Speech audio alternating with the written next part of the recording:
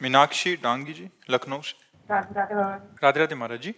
महाराज जी, मेरा प्रश्न है कि शिव जी की आराधना में भक्त को सबसे पहले क्या अनुभव होना चाहिए, शांति, भक्ति या वैराग्य? श्रद्धा और विश्वास।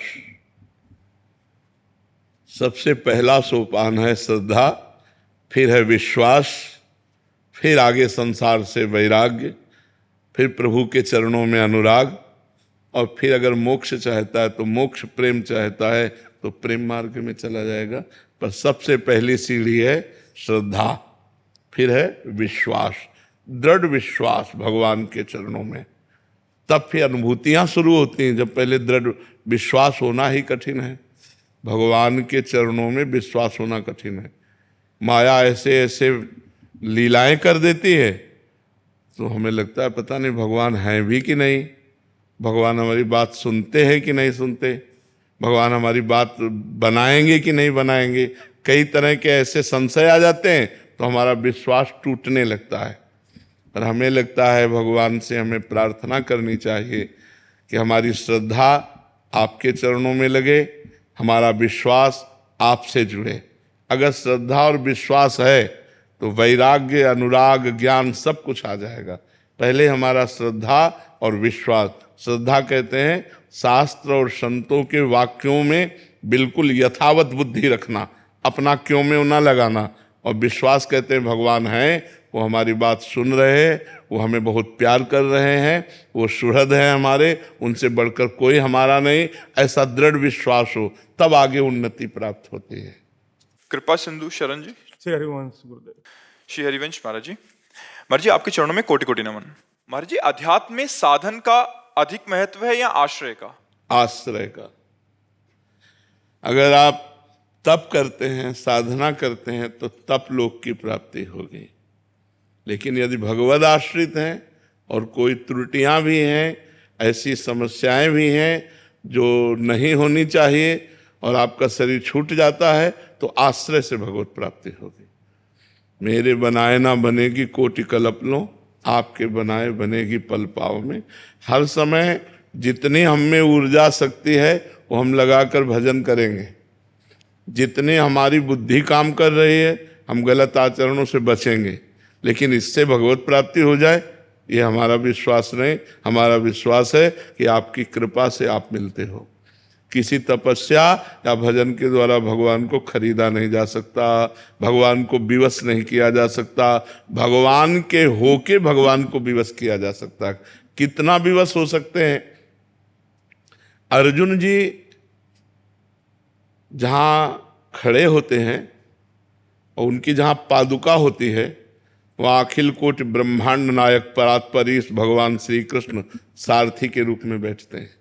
इतना विवश हो जाते हैं अपने जनों के लिए। अपना जन आश्रय से होता है, मैं आपके आश्रित हूं। आश्रित की चिंता होने लगती है आश्रयदाता को।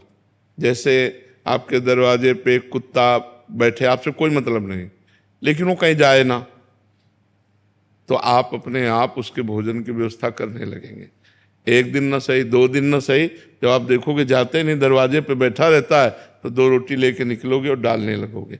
उसने आश्रय एक दरवाजे का ले ले, अन्य दरवाजे ना जाए, तो ये जिम्मेवारी आपके ऊपर अपने आप सवार हो जाएगी कि सुबह शाम 2 रोटी आप डालने लगोगे।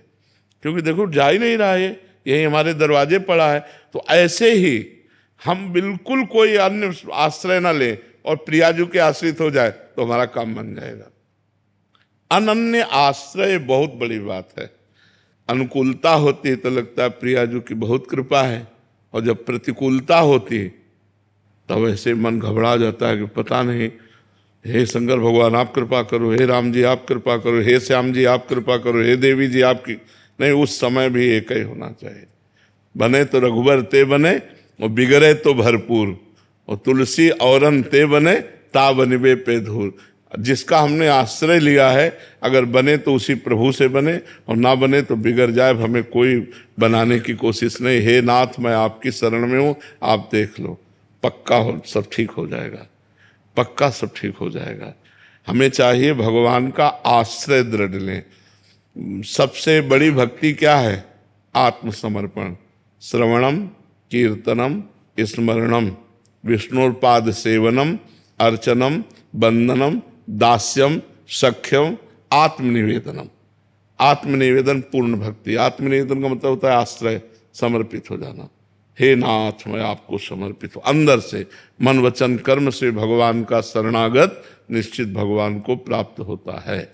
हमें प्रयास करना है जो हमारी शरणागति में कमजोरी है, कि भगवान के विरुद्ध आचरण हैं, जो अपने शरीर को लेकर मांगे हैं, जो अपने परिवार को लेकर मांगे हैं, वो केवल अपने प्रभु के सामने पेश करते रहें और ये मांगते रहें कि आपके सिवा हमारे मन में किसी अन्य का आश्रय न हो। जरूरतें हैं लेकिन आश्रय नहीं, ध्यान रखना। जैसे मैं आपका हूं, मेरी जरूरतें हैं तो मैं सिर्फ आपसे कहूंगा, इनसे नहीं कहूंगा। जरूरतें हैं पर आपसे। कोशिश करें कि आप तो अल्पज्ञ हैं, पता नहीं पाएंगे कि हमारी क्या जरूरत है, लेकिन भगवान सर्वज्ञ है, उनको सब पता है। तो हम अपनी जरूरतों की बात भी ना कहें, ये बहुत ऊंची बात है। लेकिन अगर कहें तो सिर्फ अपने प्रभु से, जो हमने प्रभु को अपना माना है, राम रूप, कृष्ण रूप, राधा रूप, शिव रूप, हम उसी से बात करें कि ये जरूरतें यद्यपि हमें आपसे नहीं कहनी चाहिए, पर हम अज्ञानवश कह रहे हैं ये जरूरतें, पर आपसे, औरों से नहीं। तो ये अनन्य आश्रय जो है ये बहुत जल्दी भगवत प्राप्ति करा देता है। नहीं तो जन्म जन्म जतन करते रहो, कोई त्रुटियां होती रहती हैं और भगवान से मिलने में बाधा पहुंच जाती है। पर अगर आश्रय लिए हो तो त्रुटियां होने पर भी भगवान कृपा करके अपनी शरण में ले लेते हैं।